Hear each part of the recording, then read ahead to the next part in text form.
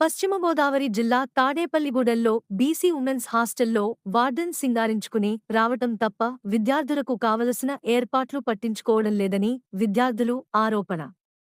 Warden చేయవలసిన పని ఒకటి కూడా సక్రమంగా చేయపోగా విద్యార్థులపై దురుసుగా ప్రవర్తిస్తున్నారని 50 మంది విద్యార్థులు ఉన్నప్పటికీ భోజన సదుపాయాలు కానీ మంచినీరు సదుపాయాలు కానీ బాత్రూం సదుపాయాలు గాని పట్టించుకోవటం లేదని జాయింట్ కలెక్టర్ దృష్టికి తీసుకెళ్లినప్పటికీ తీరు మారలేదని విద్యార్థులను మరింత ఇబ్బంది పెడుతుందని విద్యార్థులు ఆరోపించారు.